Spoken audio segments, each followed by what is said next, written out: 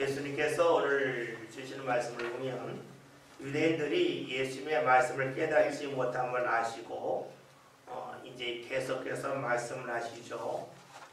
그럼에도 예수님 사람들은 예수님을 잘 모르면서도 질문을 하지 않아요. 이제 유대인들이 언제쯤 예수님이 하나님께서 보내신 분임을 알까요? 우리가 오늘 예수님이 하신 말씀을 보면 인자를 드러내야, 이것은 이제 십자가의 달리심을 말하겠죠. 인자라고 하는 표현은 우리 한글로 말하면 사람의 아들이죠. 이것을 그냥 어떤 사람들은 제가요 뭐 이런 식으로 해석하는 분도 있겠지만, 원래 인자라고 하는 표현은 그것은 우리가 그냥 너무 일반적으로 그 당시 상황을 생각하지 않는 것이고요. 원래 인자라고 하는 말씀은 다니엘서와 관련되어 있다. 여러 번 말씀드렸죠. 다니엘서에서 하나님과 사람 사이를 연결하는 그 역할을 하는 것을 인자와 같다라는 표현이 있어요. 예수님께서는 인자라고 하실 때에는 내가 하나님과 사람을 연결하는 그러한 자라고 하는 것을 은연중에 알려주고 계시죠. 이 중요한 것은 유대인들이 예수님을 십자가에 못 박은 후에 비로소 하나님이 보내신 분임을 알게 된다 하는 것입니다. 여러분, 이것은 죄죠. 예수님을 십자가에 못 박은 것은 죄입니다. 다시 말하면 사람들이 예수님을 아는데 언제 아는가? 예수님을 십자가에 못 박은 후에 안다. 다른 말로 하면 죄를 범한 후에 알 때가 많이 있다 하는 겁니다. 물론 사람들 중에는 예수님의 말씀을 듣고 이런 말씀을 하신 분이라면 하나님이 보내신 분이야 라고 믿는 분도 사람도 있을 거예요. 때로는 예수님이 행하시는 일을 보면서 이런 일을 한다면 이것은 분명 하나님이 보내신 분이야 라고 하는 것을 알고 믿는 사람이 있습니다. 반면에 유대인들처럼 죄를 범한 후에 비로소 이분이 하나님이 보내신 분이구나 하는 것을 알 수 있다는 것이에요. 결론, 즉 예수님을 아는 것은 같은데 그 아는 시기는 사람마다 다릅니다. 이것은 무엇을 말할까요? 어떤 사람들은 나쁜 일을 행한 후에 비로소 내가 나쁜 일을 했구나 하는 것을 아는 사람이 있고, 어떤 사람은 나쁜 일을 하기 전에 이것 하면 안 좋은 일이야 하는 것을 아는 사람이 있겠죠. 마찬가지입니다. 우리가 누군가에게 상처를 주고 난 다음 비로소 내가 옳지 않은 일을 했구나 하는 것을 알 때가 있고요. 또 때로는 내가 무언가 어려움을 겪고 난 다음에 비로소 내가 옳지 않게 살았구나 하는 것을 아는 사람이 있어요. 또 반면에 하나님의 은혜를 놓치고 나서야 내가 바르게 살지 못했구나 하는 것을 알 수가 있겠죠. 우리 요즘에 새벽에 신명기에는 말씀을 보는데, 신명기 우리 1장이라는 말씀은 민수기 13장 14장이라는 말씀에 대한 요약이잖아요. 거기 보면 이스라엘 사람들이 약속의 땅을 정탐하고 와서 그 땅에 들어가면 안 된다, 불평하고 원망하고 다시 애굽으로 돌아가자 하다가 하나님의 진노를 받게 되죠. 그때서야 비로소 저 땅은 하나님이 우리에게 주시는 땅이야 하는 것을 깨닫게 됩니다. 무엇을 말할까요? 자신들이 죄를 범한 후에야, 자신들이 하나님의 은혜를 놓치고 난 다음에야 이것은 하나님이 원하시는 일이었다는 것을 안다 하는 것이 되겠죠. 그래요, 예수님을 아는지만 사람마다 아는 시기가 달라요. 마찬가지예요. 하나님이 살아계시면 사람들은 언젠가나 다 알아요. 이 땅에 살면서 아는 사람이 있고, 이 땅에서 모르고 하나님 앞에 심판받을 때 비로소 하나님 계심을 아는 사람이 있어요. 또 어떤 사람들은 이 세상을 살아가면서 하나님께서 자신과 함께 하시는 은혜를 받고 나서 하나님이 함께 하시는구나 하는 것을 아는 사람이 있고, 어떤 사람은 은혜 가운데 살다가 은혜를 다 잃어버린 다음에 비로소 내가 그때 하나님의 은혜 가운데 살았구나 하는 것을 깨닫는 사람이 있습니다. 여러분, 어떤 사람이 지혜로운 사람일까요? 우리가 이 세상을 살면서 하나님의 살아계심을 먼저 깨닫고 사는 것이 큰 은혜요 복이 되겠죠. 또 우리가 하나님 앞에 행하는 모든 신앙일도 마찬가지예요. 언젠가는 우리가 행한 모든 신앙의 일들을 하나님께서 받으셨음을 알 날이 올 거예요. 그런데 신앙생활하면서 이것을 아는 사람이 있고 이것을 모르는 사람이 있어요. 이것을 흘려보내는 사람이 있고 여기에 예민한 사람도 있겠죠. 예수님이 하나님이 보내신 분임을 예수님이 십자가 달리신 후에 아는 사람, 또 일찍 아는 사람 다 다르다 그랬습니다. 오늘 우리 시대도 역시 그러하다는 것을 기억해 볼 필요가 있겠죠. 그러하다면 나 자신은 지금 어떨까? 나는 하나님의 은혜를 받으면서 감사하는가? 아니면 은혜 받을 때는 감사하지 못하고 은혜를 놓친 다음에 비로소 내가 그때 은혜 받았었는데 그때가 좋았던 때인데 하면서 후회하며 사는 것에 대하여 뒤돌아볼 필요가 있습니다. 예수님은 지금은 유대인들이 모르지만 언젠가는 유대인들이 예수님이 어떤 분임을 알 거라고 말씀하고 계셔요. 이렇게 말씀하시는 것은 그거에 대한 기대가 있기 때문이고 그런 마음을 갖고 예수님 모든 사람을 대하셨습니다. 즉 예수님이 우리를 대하실 때는 오늘 우리가 주님과 함께할 만한 자격, 어떤 능력이 있기 때문에 우리를 부르신 것이 아니라는 것이죠. 우리가 요한복음을 볼 때마다 자주 드린 말씀 중에 하나가 요한복음 1장에 나와 있는 말씀, 예수님이 잘 아시는 대로 시몬을 보고 하신 말씀이 장차 개발하리라. 장차 네가 반석과 같은 믿음이 될 거다. 주께서는 그것을 바라보고 그걸 기대하시고 소망하시면서 시몬을 부르신 거예요. 지금 시몬이 예수님과 함께하면 예수님에게 얼마나 많은 도움이 될 거라 하는 것을 생각하고 기대하고 부르신 것이 아니라 앞으로 변화될 시몬, 즉 베드로를 바라보셨다는 것이지요. 오늘 우리를 주께서 부르시는 것도 우리에게 어떠한 신앙의 능력이 있기 때문에 부르신 것이 아니에요. 우리가 예수 믿으면서 솔직하게 고백할 것이 있어요. 그것은 무엇이냐면요, 예수 믿는 나보다 예수 믿지 않는 사람들 중에서 나보다 도덕적으로 뛰어난 사람이 엄청나게 많다는 것이에요. 그렇죠? 우리가 알잖아요. 저 사람 보면 나보다 훨씬 낫네. 근데 교회는 안 다니는구나. 알아요.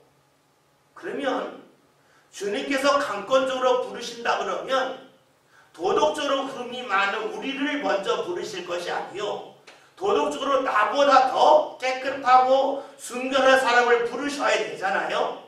근데 주께서 그렇게 부르신 게 아니에요. 그렇다면 우리가 예수 믿는다는 그 사실, 그는 무엇일까요? 내 능력이 아니라는 거예요. 나의 뛰어남 때문에 부르신 것이 아니라는 거예요. 전적인 주의 은혜라는 것이에요. 주님께서는 은혜가 너를 부르셔요.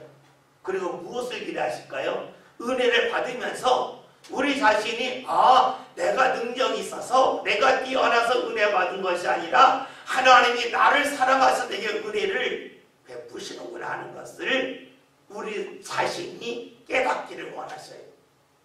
그래야만 우리가 하나님 앞에 믿음으로 나올 수 있기 때문에 그래요. 무언가 내가 하나님의 은혜를 받았음을 깨달을 때 비로소 우리는 하나님 앞에 나올 때에 어떠한 의무감, 어떠한 책임감, 또 때로는 누구한테 나를 자랑하기 위한 것으로 나오지 않는다는 것이에요. 나보다 뛰어난 사람이 많은데 나를 부르셨다는 것이 은혜고, 그것이 나를 사랑하셨다는 것이고, 이 사랑받은 자이기 때문에 우리가 주님 앞에 나올 수가 있죠.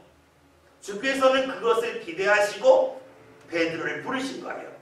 그것을 기대하시고 말씀하세요. 인자가 들림을 받은 후에 비로소 내가 근주를 할 거다라고 말씀하고 계십니다. 예수님은 우리에게 말씀하신 것이 무엇입니까?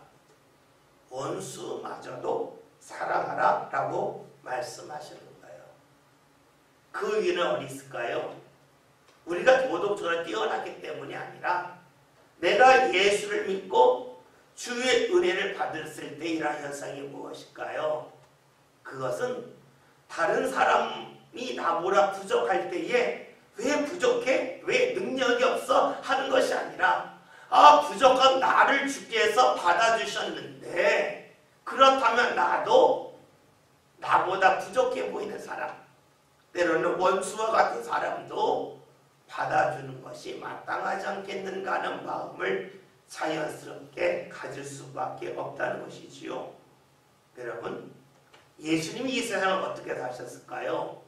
우리에게 원수를 사랑하라 말씀하셨을 때에 예수님이 이 말씀이 머리에서 나왔을까요? 아니라는 거예요. 예수님은 사람들이 볼 때에는 원수라고 여길 수밖에 없는 사람이라 할지라도 그를 사랑하신 거예요. 우리가 지난주에 말씀 보았죠. 예수님께서 아버지께로 가실 때가 가까웠을 때에 자기 사람을 사랑하시되 끝까지 사랑하셨다. 예수님 어떻게 하셨어요? 예수님은 꾸준하신 분이다 하는 말씀을 보았었죠.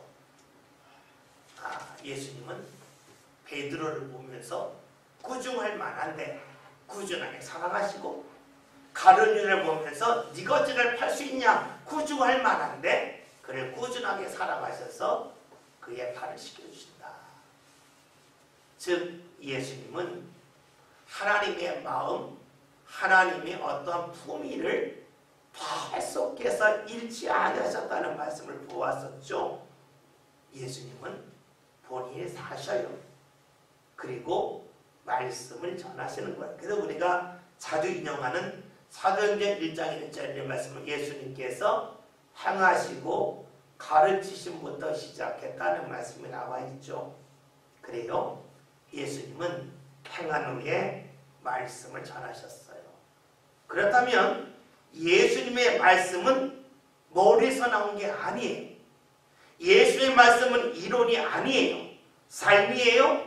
어떤 삶이에요? 그 말씀을 하심을 통해서 하나님이 어떻게 역사하시는지를 예수님은 분명 경험했어요. 그러니까 예수님의 말씀은 그냥 이렇게 살면 좋다가 아니에요.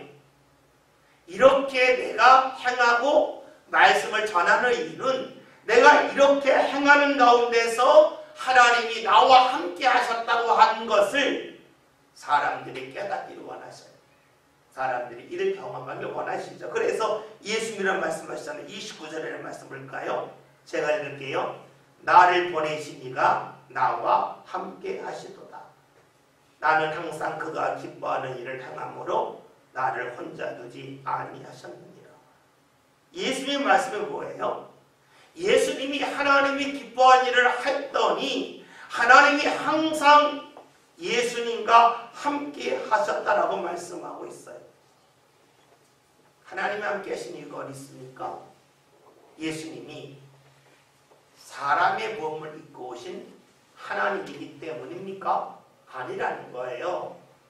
예수님은 어떠한 출신 성분 때문에 하나님이 함께 하셨다고 말씀하지 아니하셔요. 예수 삶 자체가 하나님이 기뻐한 일을 행했기 때문에 하나님께서 항상 함께 하셨다. 가만히 두지 않으셨다라고 말씀하고 계십니다. 예수님이 하나님이 기뻐한 일을 하셨다. 이것은 기분이 좋을 때만이 아니죠. 기분이 좀 상할 만한 일을 만나도 예수님은 하나님이 기뻐한 일을 하셨어요. 이전에 설교 말씀대로 그랬잖아요. 원복은 불을 쳐서 파여도 그 안에서 원목의 무늬가 나온다. 그러나 겉만 번지르하게 붙인 무늬목이나 필름은 겉에서 볼 때는 아름답지만 불을 쳐서 흠집이 나면 겉모습과는 다른 그러한 합성 나무의 모습이 나온다 하는 말씀을 보았죠. 그래요. 예수님은 삶 가운데 많은 부르심, 질림, 배신, 배반이 있어도 하나님의 모습이 계속해서 나오는 거예요. 다시 말하면 하나님이 기뻐하는 일을 계속 하신 거예요.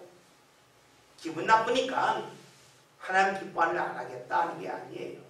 아, 저 사람이 나를 팔 사람이니까 저 사람은 내가 상경도 하지 않고 발도 안 씻어하는 것이 아니라는 거예요. 그럼에도 불구하고 그에게 하나님의 마음을 갖고 끊임없이 꾸준하게 대하였더니 하나님이 홀로 두지 아니하고 함께 하셨다라고 말씀하고 계십니다. 우리는 여기서 한 가지 살펴볼 것이 있습니다. 하나님 예수님과 함께 하셨는데 그 이유는 예수님이 하나님이 기뻐한 일을 했기 때문이라고 했죠. 그렇다면 예수님이 하나님이 기뻐하는 일을 하시려면 하나님이 기뻐하는 일을 알아야 한다는 것입니다. 그리고 알고 행했다는 것입니다. 우리가 아는 것과 행하는 것이 결코 같지는 않아요. 학생들에게 야, 너 공부 열심히 하는 거 알아? 몰라면 알아요. 그렇죠? 그러나 안다고 해서 하는 건 아니잖아요. 우리는 마찬가지죠.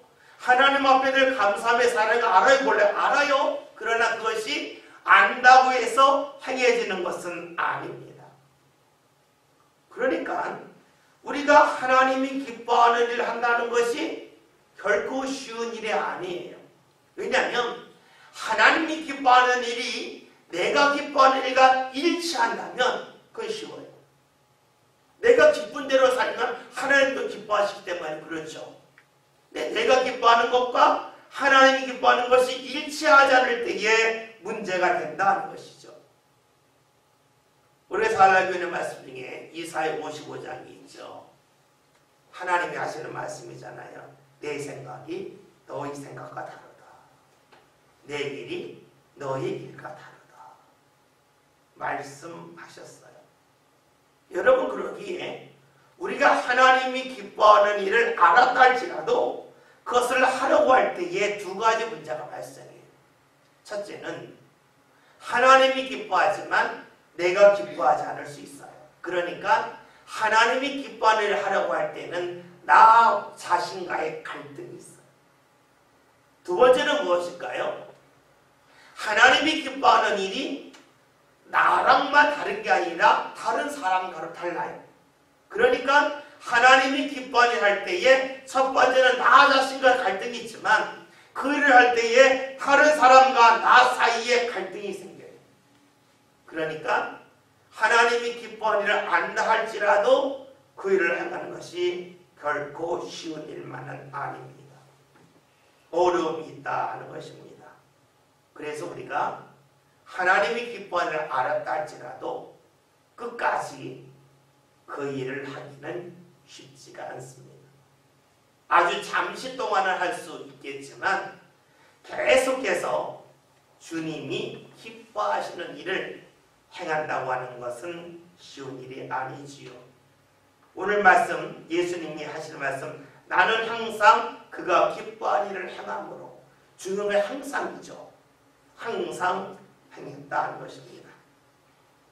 그러면 예수님이 하나님이 기뻐하는 일을 했다 할 때에 예수님이 무조건 했을까 하는 겁니다. 아니라는 거죠.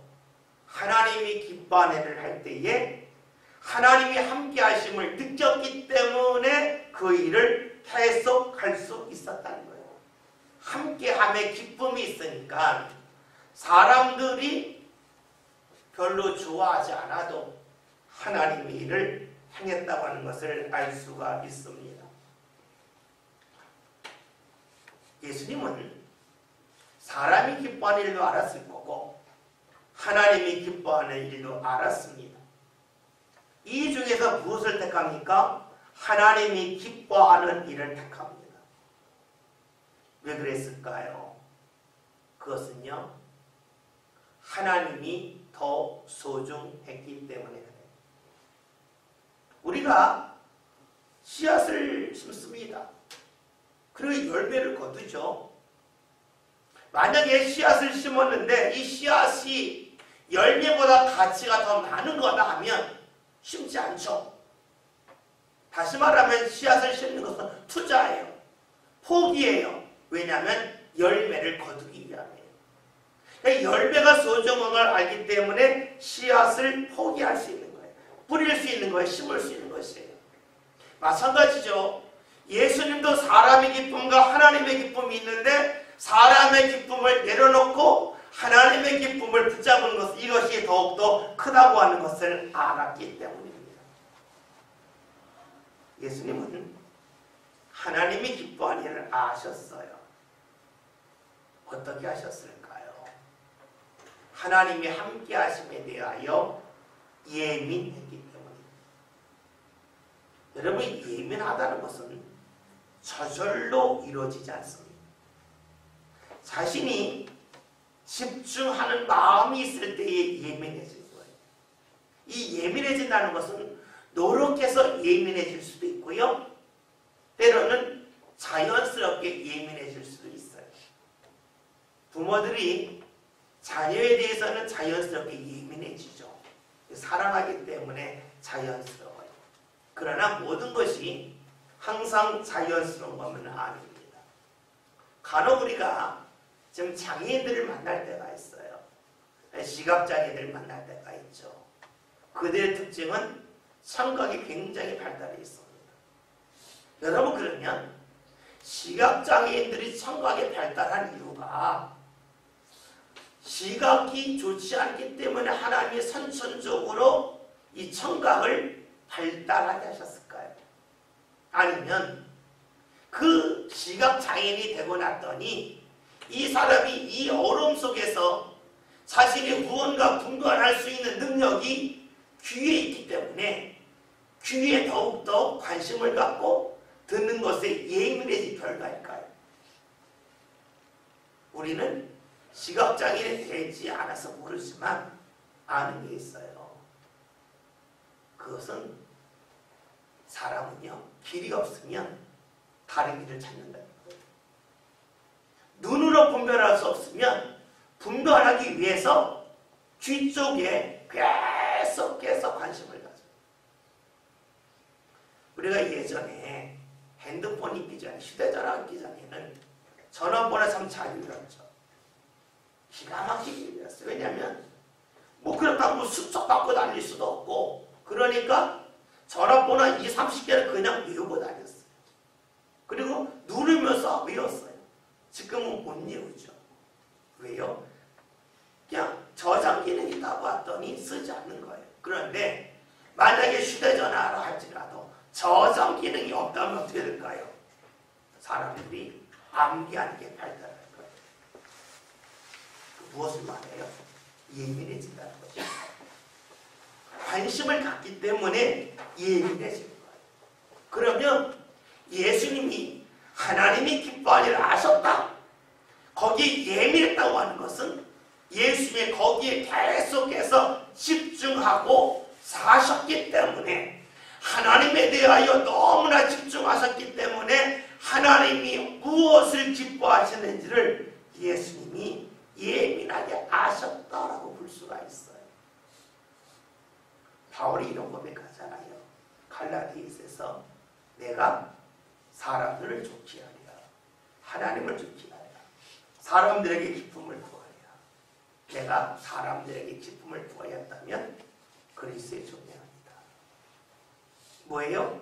그리스도에 계속해서 관심을 갖다 보았더니 주님이 무엇을 좋아하시는지를 알았다는 것이에요. 부활의 김태원 씨 잘 알고 계시죠? 김태원 씨가 이런 고백을 해요. 자기는 곡을 쓰기 전에 이 곡을 누가 부를지를 생각을 한대. 가수를 정했는데, 그리고 나서 이 가수가 어떤 기분으로 이 노래를 부를 수 있을까 계속 그 생각만 한대요. 그래서 그 그가 곡을 딱 주고 나면 대부분 그 사람에게 맞는 곡이 나온대요. 곡을 쓰고 나서 사람을 찾는 게 아니라 그 사람을 계속 생각하다 보면 이 사람에게 이것이 맞을 거야 하는 것이 느낌이 오고 그 느낌 가운데 곡을 쓴다는 것이죠. 그래서 자기는 곡을 쓸 때에는 때로는 사람과 관계를 단절하고 하루 종일 그 사람만 생각을 한대요. 그러면 곡이 나온다는 거예요. 여러분, 우리가 무언가 집중한다고 하는 것은요, 귀하게 여길 때, 그리고 귀하게 여길 때에 예민해질 수가 있어요. 제가 예전에 이런 말씀드린 적이 안예배 때 아마 설교 말씀드린 것 같은데, 제가 라면을 무척 좋아해서 고등학교 때 하루에 2개씩 매일 라면을 끓여 먹은 적이 있었는데, 어느 날 방송에서 라면이 짜다 이 방송이 무지 나왔어요. 뭐 가장 짠 것이 짬뽕, 두 번째 뭐 라면 뭐 이런 식으로 나왔어요. 근데 그 방송을 듣기 전에는 라면이 짜라고 생각을 가져본 적이 없어요. 근데 하도 그 방송을 많이 듣다 보니까 먹을 때 생각을 하는 거예요. 아, 라면이 짤까 안 짤까 먹어봤더니 짜더라고요. 예전에 방송에서 이게 나온 적이 있었어요. 프랑스에서 빵에 놓는 소금을 양을 줄이기로 결정을 해서 명령을 내린 거예요. 빵에다가 소금을 몇 프로만 넣어라. 그래서 그걸 듣기 전에는 빵을 먹을 때 짜라고 하는 생각을 가져본 적이 없어요. 근데 그 방송을 듣고 나서 얼마나 짜길래 소금을 줄이려고 그러지? 하고 나서 빵을 먹을 때에 단맛을 먼저 생각하지 않고 고소한 맛과 부드러운 맛을 먼저 생각하지 않고 짠맛을 먼저 생각하고 먹었더니 빵이 짠 것이 느껴졌어요. 그렇죠? 여러분 누가 빵 먹을 때 짜다는 건 알아요? 근데 예민한 사람, 소금에 대해서 예민한 사람은 빵을 먹으면서 짜다는 걸 알아요. 설탕에 예민한 사람은요, 빵을 먹으면서 달다는 걸 느껴요.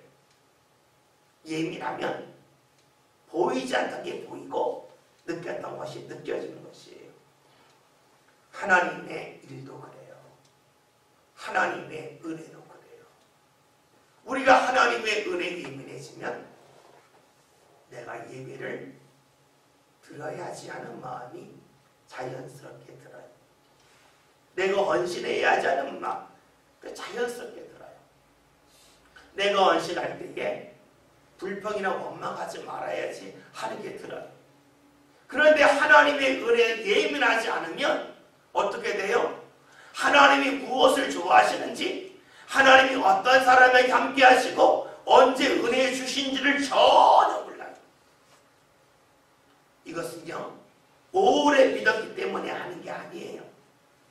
오래 믿어도 모를 수 있어요. 라면을 40-50년 먹어도 라면이 짠 줄 모를 수 있어요. 빵을 몇십 년 먹으면서 이 빵이 짠지 싱거운지 분별 못할 수 있어요. 예민한 사람이 분별하는 거예요. 얼마 먹지 않아서도 분별해요. 주의 은혜 받는 것도 그래요. 우리가 오래 밀어서 은혜 받는 것이 아니라고 하는 이유는 거기에 예민하지 않으면 오래 밀어도 모른다는 거예요. 그러나 예민하면 오래 믿은 사람이 더 많은 은혜를 받겠죠. 그러나 예민하지 않으면 아무런 소용이 없다는 것이에요. 예수님은 하나님이 기뻐하는 것을 아셨어요. 그리고 거기에 예민하셨어요. 그러니 어떻게 해요? 하나님께서 예수님을 홀로 두지 아니하셨다는 것입니다. 그리고 예수님은 그것을 아셨다라고 말씀하고 있습니다. 우리가 하나님 일할 때에 어디에 초점이 있습니까? 나의 피곤함이 있습니까? 아니면 다른 사람들이 나를 어떻게 보냐 있습니까?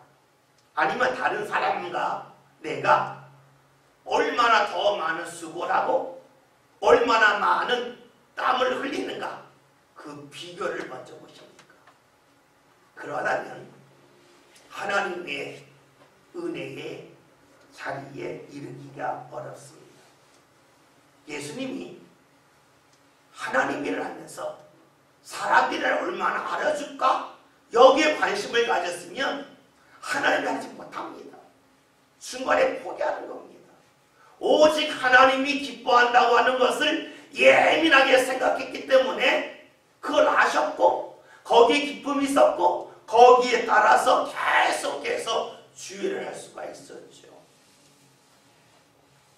우리가 이를 위해서는요, 철저하게 하나님에게 초점을 맞춰야 돼요. 여러 번 말씀드렸잖아요. 교회를 너무 잘하려고 하지 말라고. 잘하려고 하면 하나님을 잊어버려요. 잘하려고 그러면 많은 사람이 있어야 된다고 생각을 해요. 여러분 보세요. 교회 족설 잘하고 싶다. 혼자 하는 게 좋아요? 3명이 하는 게 좋아요? 3명이 좋잖아요. 근데 혼자 왔어요. 잘하고 싶어요. 화가 나잖아요. 잘할 수 없으니까. 그게 아니죠. 하나님이나 받으셨네. 하나님이나 기뻐하시네. 여기에 초점을 맞추면 우리는요, 하나님이 함께 하심에 대하여 경험할 수가 있어요. 어떻게 경험하느냐?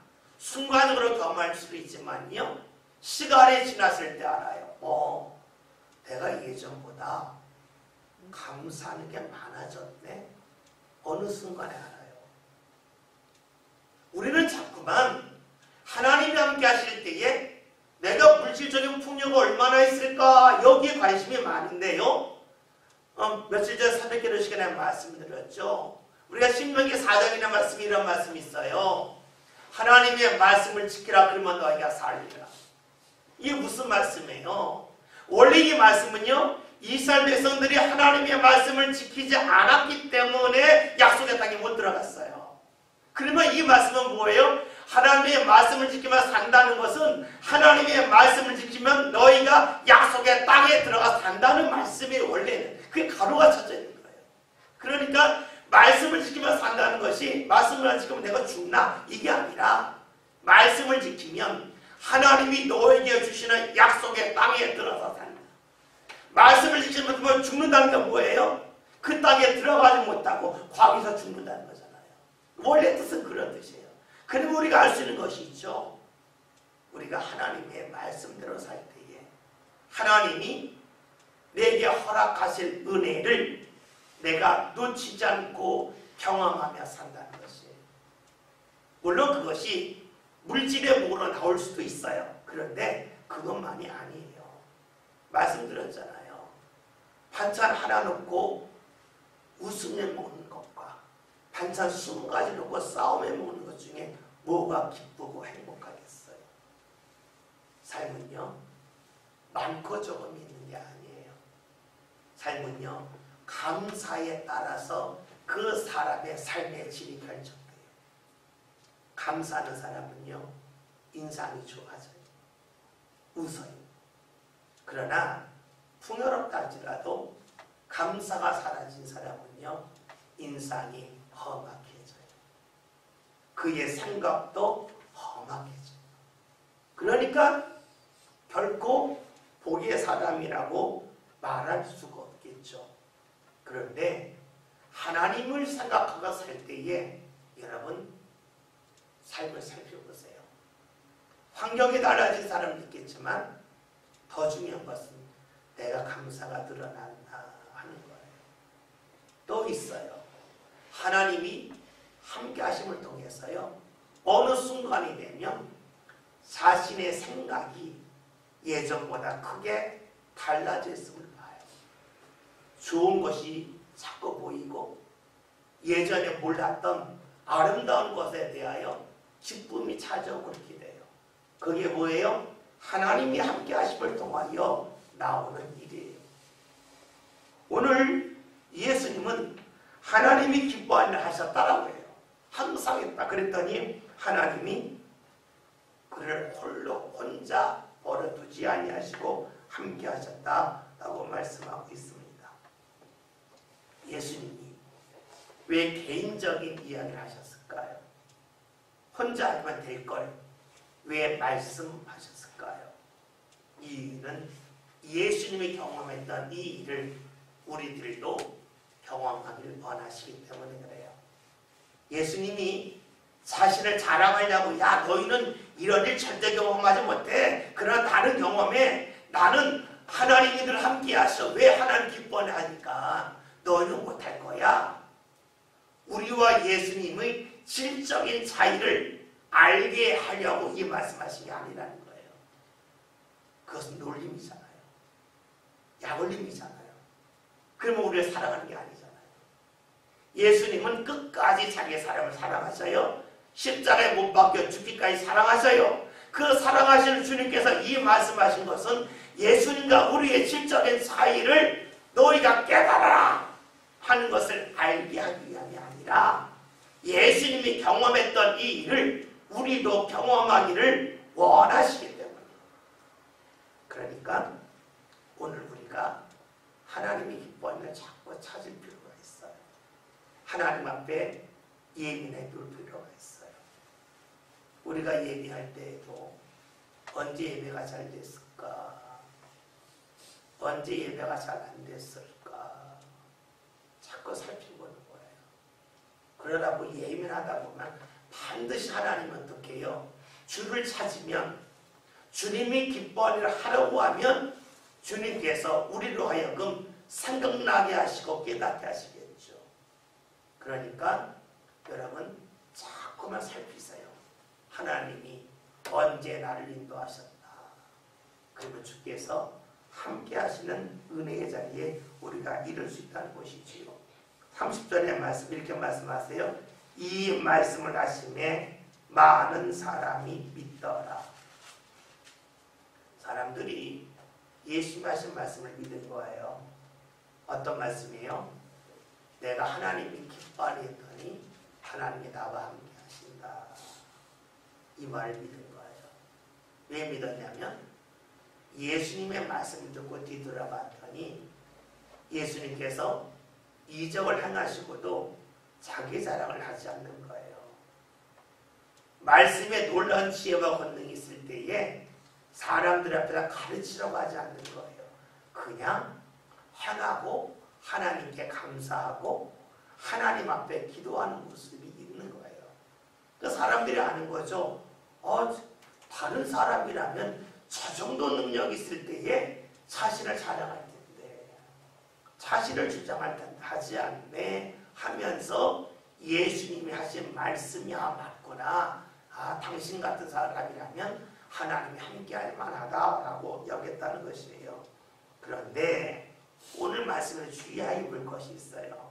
믿기는 믿는데 많은 사람이 믿었다는 거예요. 다른 말로 하면 모든 사람이 믿은 것은 아니라는 거예요. 우리가 성경을 볼 때에 모든 이 들어가는 경우는 거의 없습니다. 예수님의 제자 12명이 다 믿음의 길을 걸어갔습니까? 다른 유다가 그 길을 떠났죠. 우리가 마태복음 28장을 보면요. 예수님께서 승천하시기 전에 산에서 사람들에게 말씀을 전하셔요. 근데 이런 말씀이 있어요. 마태복음 28장 17절이에요. 예수를 배우고 경배하나 아직도 의심하는 사람들이 있더라. 참 놀랍잖아요. 예수님이 부활하시고 40일 계시다가 하늘로 올라가시는데 그것을 보면서도 저분이 예수일까? 정말로 부활하셨는가? 의심하는 사람이 그 자리로 있었다는 것이. 우리가 사도행전 7장을 보면 6장이죠. 초대교회에서 갈등이 있잖아요. 시브리파 유대인과 헬라파 유대인의 갈등. 다시 말하면 우리나라로 말하면 한국에 살고 있는 한국 사람과 조선족 한국 사람 있잖아요. 갈등이 있었어요. 그래서 제자들이 구제할 때에 헬라파 사람들이 빠진다 그러니까 초대교회 7 지도자를 세우죠. 흔히 7 집사라고 말하는데 그 중에는 스데반이 있고 또 빌립도 있어요. 그러나 여러분 그 중에는 니골라도 있어요. 우리가 요한계시록 2장에 있는 말씀을 보면 에베소 교회가 니굴라 땅의 교훈을 멀리했다라는 말씀이 나오죠. 니굴라는 초대교회 대표적인 이단이에요. 그러니까 교회에서 신앙의 지도자로 삼은 사람들 중에도 잘못되는 사람이 있어요. 성경은 뭐예요? 모든을 말하지 않습니다. 마찬가지죠. 우리가 아브라함을 볼 때에 아브라함이 모두 잘했을까? 아니잖아요. 성경을 보면 창세기 12장에서 자신의 아내를 누이라 속이고 창세기 20장에서 또다시 한번 또 속이죠. 아브라함에게도 결정적인 흠이 나와요. 다윗에게도 그래요. 성경에 나오는 모든 사람의 특징은 완벽한 사람이 하나도 없어요. 모든 면에서 하나님의 뜻을 온전히 충족시킨 사람이 아무도 없어요. 그렇다면 우리 여기서 알 수 있는 것이 있어요. 내가 완벽하지 않다고 하는 것을 늘 고백할 필요가 있어요. 내가 지금 알고 있는 것도 완벽한 것이 아니에요. 내가 최선을 다할 수 있지만 완벽하게 하는 것은 아니에요. 그렇다면 다른 사람이 나를 향하여 흠을 잡는다고 하는 것은 결코 달가운 일은 아니지만 그럴 수도 있다는 것이에요. 우리는 누군가 내가 잘못했다고 하면 순간적으로 화가 나요. 내가 왜 잘못했을까? 근데 이것이 뭐예요? 교만의 사람임을 낯설어 나타나는 거예요. 성경에서 모든 사람이 죄를 범하였음에 하나님의 영광에 이르지 못한다고 했어요. 모든 사람에게 부족함이 있다는 거예요. 그런 것을 좀 더 발전시키면 내 옆에 있는 사람은 귀한 거예요. 나의 부족함을 어느 부분을 채울 수 있는 사람이니 그 사람은 내게 고마운 사람이고 나에게 힘이 될 사람이에요. 여러분, 예수를 믿지만 많은 사람이 믿었지 모든 사람이 믿은 것은 아니라 그랬습니다. 여러분, 그러기에 우리가 이 세상을 살면서 누군가에 대하여 우리가 오해할 수도 있고 나 스스로가 그에 대해 책망할 수도 있음을 잊지 말아야 되겠죠. 내가 잘못 보아서, 내가 제대로 몰라서 그럴 수 있다는 것이에요. 이것을 우리가 잊지 아니할 때에 우리는요, 아, 내가 죄인이구나 하는 것을 기억할 수가 있고요. 그런 죄인인 나를 예수님을 통하여 구원해 주셨다. 주님 앞에 감사하며 그 무엇보다도 겸손할 수 있어요. 또 이것을 내가 기억하며 살 때에 때로는 내가 크게 실수하여 넘어질 때가 있어요. 넘어졌다 할지라도 우리 믿는 걸 그래. 주님이 나를 완벽해서 택하신 게 아니지. 사랑하시다 택하신 것이지. 사랑하시다 붙잡아 주신 거지.